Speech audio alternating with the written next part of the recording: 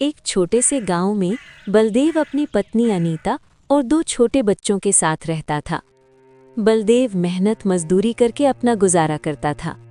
इस बार गांव में जाड़ों की ठंड कहर बरसा रही थी। लोगों का घर से बाहर निकलना मुश्किल हो रहा था।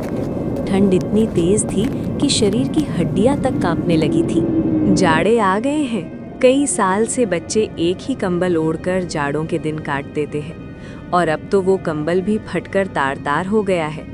इस बार तुम नया कंबल ले आओ। अब उस पुराने फटे कंबल में ठंड नहीं रुकती है। बच्चों को ठंड से कांपते हुए देखकर रोना आता है। बच्चों को देखकर मुझे भी रोना आता है। मैं एक बदनसीब बाप हूँ जो घर में एक कंबल भी नहीं ला सकता। अनीता, तुम तो जानती हो, मेरी रोज की कमाई से हमारे घर का गुजारा ही बहुत मुश्किल से हो पाता है। ऐसे में मैं कंबल कहाँ से ला सकता हूँ? एक कंबल की कीमत कम से कम 500 रुपए होगी और मैं दिन में बड़ी मुश्किल से 100 रुपए कमा पाता हूँ। मेरे पास 200 रुपए है। ये 200 रुपए मैंने बड़ी मुश्किल से जमा किए हैं। तुम्हारे दोस्त गोविंद से हमें 300 रुपए लेने हैं ना? तुम उनसे 300 रुपए लेकर एक कंबल ले आओ। हाँ, तुमने सही समय पर याद दिलाया। गोविंद से हमें 300 रुपए लेना है। मैं अभी जाकर उससे रुपए लेकर आता हूँ। बाहर तेज हवा और ठंड के कारण लोगों का निकलना मुश्किल हो रहा था। ठंड इतनी भयानक थी कि कोई भी अपने घर से बाहर नहीं निकल रहा था। बलदेव ठंड में कांपते हुए गोविंद से रुपए लेने के लिए उसके घर की ओर चलता रहता है। गोविंद अपने घर के अलाव जलाकर बैठा था। बलदेव को गोविंद अपने घर पर देख उससे कहता है, अरे बलदेव भाई, आज मेरे घर कैसे आना हुआ? सब खैरियत तो है ना? हाँ भैया, ऊपर वाले का शुक्र है। दरअसल मैं तुम्हारे पास अपने उधार दिए हुए 300 रुपए लेने आया हूँ। मुझे कंबल लाना है। बगैर कंबल के मेरे बच्चों को रात काटनी मुश्किल हो रही है। बलदेव भाई, तुम्हारा दुख मैं समझ सकता हूँ, लेकिन मेरी परिस्थिति भी कुछ सही नहीं है। इस समय घर में एक पैसा भी मौजूद नहीं है। तुम अपने 300 रुपए फिर कभी ले जाना। उतने में ही वहाँ गोविंद की पत्नी आ जाती है। तुम बलदेव भाई के पैसे क्यों नहीं देते हो? ऐसी जाड़े भरी रात में उनके बच्चे बगैर कंबल की कैसे रात काटते होंगे? अरे कैसे दे दूं? तुम तो जानती हो इस ठंड में सारा काम बंद पड़ा हुआ है। बलदेव भाई, मेरे पास ये 100 रुपए हैं, तुम इन्हें ले लो। बचे हुए 200 रुपए हम तुम्हें बाद में दे देंगे। बलदेव दुखी मन से 100 रुपए लेकर बनिए की दुकान की ओर निकल जाता है। अब उसके पास कुल 300 रुपए हो गए थे। कुछ समय चलने के बाद बनिए की दुकान आ जाती है। बनिया बलदेव को बहुत सारे कंबल दिखाता है, लेकिन कोई भी कंबल 500 रुपए से कम का नहीं होता। सेठ जी, मेरे पास केवल 300 रुपए हैं। आप मुझे कोई सस्ता सा कंबल दिखा दो। अरे भाई, 500 रुपए के नीचे कोई कंबल नहीं है। सेठ जी, तुम मुझे ये 500 वाला कंबल दे दो। मैं तुम्हें बाकी 200 रुपए कुछ दिन में दे दूंगा। हम ऐसे कंगालों को उधार नहीं देते। कौन पीछे पीछे फिरे? जाओ अपना काम करो। 1 घंटा खराब करवा दिया। जेब में 300 रुपए हैं और कंबल लेने चला है 500 वाला। बेचारा बलदेव सेठ की बात सुनकर निराश होकर घर की ओर निकल जाता है। रास्ते में वो सोचने लगता है, कितनी हैरानी की बात है। मैं सारे दिन काम करता हूँ, फिर भी घर में कोई आराम का साधन नहीं है। गर्मियों में गर्मी से परेशान रहते हैं और जाड़े में ठंड से परेशान रहते हैं, और ना ही कभी पेट भर खाना मिल पाता है। ऐसी जिंदगी जीने से क्या फायदा जब मैं अपने बच्चों को सुख नहीं दे सकता।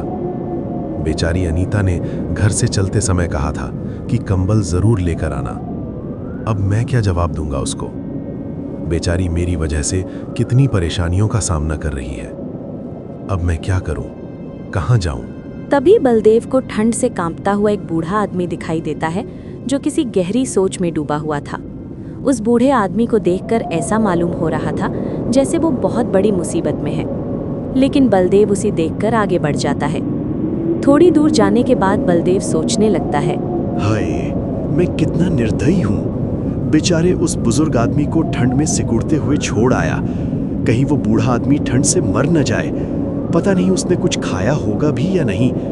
कितना बुरा होगा अगर मैं उसे इस हालत में छोड़कर चला गया। मुझे उसकी मदद करनी चाहिए। फिर बलदेव वापस उस बूढ़े आदमी के पास गया। उस आदमी को ठंड से कांपता हुआ देखकर बलदेव को उस पर तरस आ गया। बाबा, आप इतनी ठंड में यहाँ क्यों बैठे हो? क्या आपको कोई मदद चाहिए? बेटा, मदद तो मुझे चाहिए, लेकिन तुम मेरी क्या मदद करोगे? तुम्हारे कपड़े तो खुद तुम्हारी कहानी बता रहे हैं। बाबा, मेरे बस का हुआ तो मैं आपकी मदद जरूर करूंगा। ज्यादा न सही तो थोड़ी बहुत तो कर ही दूंगा। बेटा, मैंने एक सूदखोर से ब्याज पर 200 रुपए लिए थे, लेकिन मैं समय पर उसके पैसे नहीं दे पाया, इसलिए उसने मुझसे मेरा घर छीन लिया और मुझे बेघर कर दिया। मेरे पास इतने पैसे नहीं हैं कि मैं उस सूदखोर के पैसे देकर अपना घर वापस ले सकूं। ना ही मुझसे अब कोई काम होता है जो उसके पैसे कमा कर दे सकूं। बाबा, आपके घर में और कोई नहीं है क्या? आपके बच्चे कहाँ हैं? बेटा, मेरे 2 लड़के हैं। मैंने उन्हें दिन रात मजदूरी करके पढ़ाया था। जब उनकी नौकरी लग गई तो वो मुझे छोड़कर शहर चले गए। वहां जाकर उन्होंने अपना घर बसा लिया और मुझे भूल गए। एक दिन आए थे दोनों भाई मुझसे मिलने, नहीं बल्कि मेरी जमीन बेचने। बड़ा बेटा कह रहा था कि पिताजी, मुझे शहर में बिजनेस शुरू करना है, इसलिए मुझे पैसों की बहुत ज़रूरत पड़ रही है। और छोटे बेटे को भी एक कंपनी खोलनी थी, इसलिए दोनों भाइयों ने मेरी सारी ज़मीन बेचकर आधे आधे पैसे लेकर शहर चले गए और फिर कभी वापस नहीं आए। ये कहते कहते वो बूढ़ा आदमी रोने लगा। बलदेव ने किसी तरह उन्हें चुप कराया। बाबा, मेरी पत्नी मेरा इंतजार कर रही होगी। मैंने आज उससे वादा किया था कि आज मैं कंबल लेकर आऊंगा, लेकिन मैं उसके लिए कंबल तो ना ला सका। इसलिए अब तुम एक काम करो, ये पैसे तुम ले लो। इन पैसों की मुझसे ज्यादा तुम्हें जरूरत है। हमारे पास कंबल ना सही, घर तो है, तुम्हारे पास तो वो भी नहीं है। अगर तुम और ज्यादा देर घर से बाहर रहे तो तुम्हारी हालत बिगड़ सकती है। इसलिए ये पैसे तुम उस सूदखोर को दे देना और उससे अपना घर वापस ले लेना। फिर वो आदमी बलदेव से 200 रुपए ले लेता है। बेटा, तुम सच में बहुत नेक और अच्छे इंसान हो। आज जब तुम खुद अपनी परेशानियों में डूबे हुए थे, तब भी तुमने बिना किसी स्वार्थ के मेरी मदद की। ये वो गुण है जो किसी सच्चे इंसान में होता है। ईश्वर तुम्हें हमेशा खुश रखे। तुम्हें इसका कोई अच्छा फल जरूर मिलेगा। मैं दुआ करता हूँ कि तुम्हारी जिंदगी में कभी कोई कमी ना आए और तुम्हें हर खुशी मिले। ईश्वर हर पिता को ऐसी नेक और समझदार औलाद दे जो किसी के काम आ सके। तुम जैसी औलाद किसी भी बाप के लिए बड़े ही गर्व की बात होती है। वो बुजुर्ग आदमी बलदेव को बहुत दुआ देता है और फिर वहाँ से चला जाता है। बलदेव को उस बुजुर्ग आदमी की मदद करके आज बहुत खुशी मिल रही थी, लेकिन दूसरी ओर उसे दुख भी था क्योंकि वो अपने बच्चों के लिए कंबल नहीं ला सका। लेकिन उसे इस बात की तसल्ली भी थी कि उसने खुद की गरीबी के बावजूद एक नेकी का काम किया है। ये सोचते सोचते बलदेव अपने घर पहुंच जाता है। जैसे ही उसकी पत्नी बलदेव को देखती है तो वो उससे कहती है, मैं कब से तुम्हारा इंतजार कर रही थी। तुम्हारी राह देखते देखते मेरी आंखें थक गईं। दिल में अजीब अजीब ख्यालात आ रहे थे कि कहीं कोई अनहोनी ना हो गई हो। अनीता, तुम भी जरा जरा सी बातों की चिंता करने लगती हो। अरे, जब आदमी घर से बाहर होता है तो समय लग ही जाता है। मैं गोविंद के पास गया था पैसे लेने, लेकिन उसने पैसे देने से इनकार कर दिया। पर उसकी पत्नी ने हमारी मजबूरी देखकर 100 रुपए दे दिए थे। बस 100 रुपए ही दिए हैं? तुम पूरे 300 रुपए लेकर क्यों नहीं आए? जब उधार लेने आया था तब तो बड़ा भला बन रहा था वो, और जब पैसे लौटाने का वक्त आया तो आनाकानी कर रहा है। तुम 10 बार उसके घर पैसे लेने चले गए, तब जाकर उसने तुम्हें 100 रुपए दिए हैं। अब न जाने 200 कब देगा। और कंबल का क्या हुआ? अनीता, मैं कंबल लेने गया था, लेकिन कोई भी कंबल 500 रुपए से कम का नहीं था। मैंने बनिए से 200 रुपए उधार करने के लिए भी कहा, लेकिन उसने उधार देने से साफ इनकार कर दिया। आज के जमाने में कोई किसी को बिना कुछ फायदे के कोई चीज नहीं देता। अगर तुम मुझसे ब्याज पर 200 रुपए की उधारी करते तो वो तुरंत दे देता, लेकिन तुमने सही किया जो कंबल नहीं लाए। 200 रुपए की तो बात है, 10-5 दिन में इकट्ठे हो जाएंगे। लाओ 300 रुपए, मैं उन्हें संभाल कर रख देती हूँ, जब कंबल लाओगी तो दे दूंगी। उन 300 रुपए में से 200 रुपए मैंने एक बुजुर्ग आदमी को दे दिए। उसे पैसों की बहुत जरूरत थी, वो ठंड से कांप रहा था। अगर मैं उसकी मदद नहीं करता तो शायद वो जिंदा ना रह पाता। फिर बलदेव ने विस्तार से सारी बात अनीता को बताई। बलदेव की बात सुनकर अनीता बोली, तुमने बहुत अच्छा किया, 200 रुपए उस बुजुर्ग आदमी को दे आए। लेकिन तुम्हें पता होना चाहिए कि जो दिया घर की रोशनी के लिए होता है, उसे मंदिर में ले जाकर नहीं जलाया जाता। अब इस जाड़े भरी रात में हम अपने बच्चों को क्या उड़ाएंगे? भला इस गांव में कौन ऐसा आदमी है जो तुम्हारी एक की भी मदद कर दे? तुम बिल्कुल सही कहती हो अनीता। मैं तुम्हारी बात से पूरी तरह से सहमत हूं। लेकिन वो बेचारा बुजुर्ग आदमी हमसे ज्यादा मुसीबत का मारा था। तुम चिंता न करो, ईश्वर ने चाहा तो हमारे कंबल का भी कहीं ना कहीं से इंतजाम हो ही जाएगा। चलो तुम मेरे लिए खाना लगा दो, बहुत जोरों की भूख लगी है। आज तो घर का आटा भी खत्म हो गया है। 3 रोटी का आटा बचा हुआ था, 2 रोटी बच्चों ने खा ली और 1 रोटी मैंने आपके लिए रख दी। और तुमने क्या खाया? या तुम भूखी हो? फिर अनीता बलदेव के लिए जैसे ही खाना लगाने लगती है, उतने में ही कोई घर का दरवाज़ा खटखटाता है। अनीता घर के बाहर जाकर देखती है तो एक बूढ़ी औरत खड़ी थी। वो अनीता से कहती है, बेटी, मुझ पर दया करो। मैंने कल से कुछ नहीं खाया है, इसलिए मेरी हालत बहुत खराब हो गई है और मेरे पास खाने के लिए कुछ भी नहीं है। कृपया मुझे कुछ खाने को दे दो, ईश्वर तुम्हारा भला करेगा। बहुत लोगों के घर के दरवाजे खटखटाए, लेकिन किसी ने भी ठंड की वजह से दरवाज़ा नहीं खोला। मां जी, इस वक्त तो हमारे घर में कुछ भी नहीं है जिसे मैं तुम्हें खाने को दे सकूं, और ना ही राशन है जो मैं तुम्हें बनाकर कुछ दे दूं। अनीता की बात सुनकर बुजुर्ग महिला की उम्मीद टूट जाती है। उतने में ही बलदेव आ जाता है।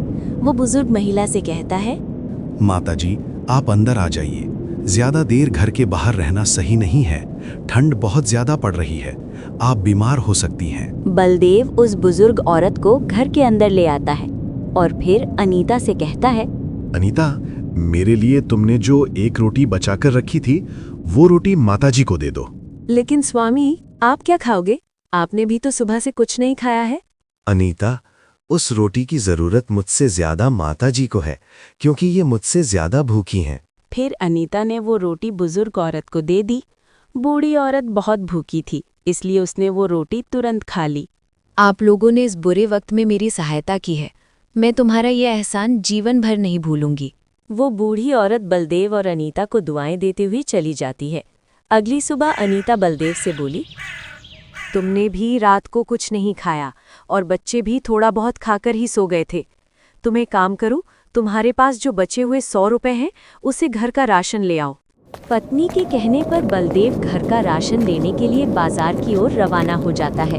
वो घर से कुछ दूर चला ही था कि रास्ते में उसे एक बूढ़े आदमी के रोने की आवाज आती है।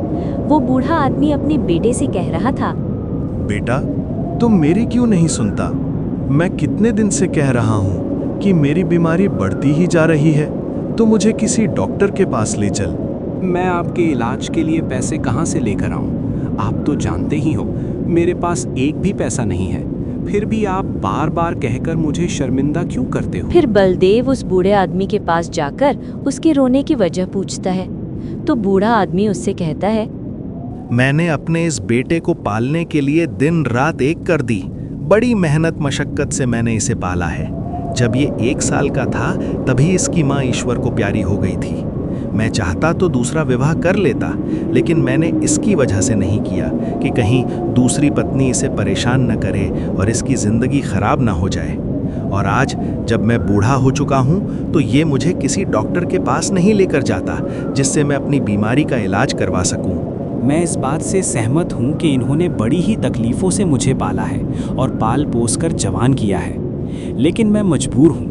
मेरे पास इतने पैसे नहीं हैं कि मैं इनको किसी डॉक्टर के पास ले जा सकूं। बलदेव दोनों बाप बेटे की बात सुनकर परेशान हो गया और फिर उसने अपने 100 रुपये, जिससे वो घर का राशन लेने जा रहा था, बूढ़े आदमी के बेटे को दे देता है। इन 100 रुपए की मुझे भी बहुत आवश्यकता है, क्योंकि मेरे बच्चे बहुत भूखे हैं और इन 100 रुपए से मैं घर का राशन लेने जा रहा था, जिससे मैं अपने परिवार का पेट भर सकूं। लेकिन अगर तुम्हारे पिताजी को समय पर इलाज नहीं मिला, तो उनकी जिंदगी को खतरा है। तुम अपने पिताजी को किसी अच्छे डॉक्टर को दिखाकर इलाज करवा लो। उस नौजवान को बलदेव के इस नेक काम पर विश्वास ही नहीं हो रहा था कि उसने अपनी खुद की मजबूरी होते हुए भी हमारी मदद की है। उसने चाहा कि वो बलदेव के कदमों में गिर पड़े, लेकिन बलदेव ने उसे ऐसा करने से रोक दिया। इसके बाद वो दोनों बाप बेटे बलदेव को दुआ देते हुए चले जाते हैं। उनके जाने के बाद बलदेव तरह तरह के ख्यालों में खो जाता है। वो बेचारा बहुत ही हैरान और परेशान था, इसलिए वो सोचने लगता है, घर जाकर अनीता को क्या जवाब दूंगा? बच्चे भूखे हैं, मेरा इंतजार कर रहे होंगे कि पिताजी राशन लेकर आते ही होंगे। मैं अब उनके सामने किस मुंह से जाऊं? अगर उस नौजवान की मदद नहीं करता तो उसका बूढ़ा बाप बीमारी की वजह से चल बसता। अब मैं किसी को परेशान भी तो नहीं देख सकता हूं। लेकिन इस दुनिया में बहुत से लोग परेशान हैं, तो क्या मैं सभी की मदद करता रहूंगा? क्या खुद की परेशानी से बड़ी कोई परेशानी हो सकती है? बलदेव के दिमाग में अनगिनत ख्यालात आ रहे थे, लेकिन भूख की वजह से उससे चला भी नहीं जा रहा था। फिर भी वो अपने घर जाने को मजबूर था। गिरता पड़ता वो किसी तरह अपने घर पहुंचा। उसने दरवाजे पर दस्तक दी। क्या हुआ जी? तुम तो घर का राशन लेने गए थे, फिर खाली हाथ वापस क्यों लौट आए?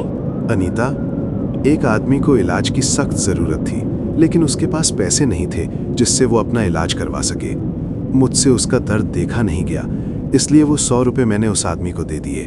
तुम्हें तो सिर्फ दूसरे लोगों का दर्द दिखाई देता है। अपने बच्चे भूख से तड़प रहे हैं, उनकी कोई फिक्र नहीं है, और कल से खुद ने भी कुछ नहीं खाया।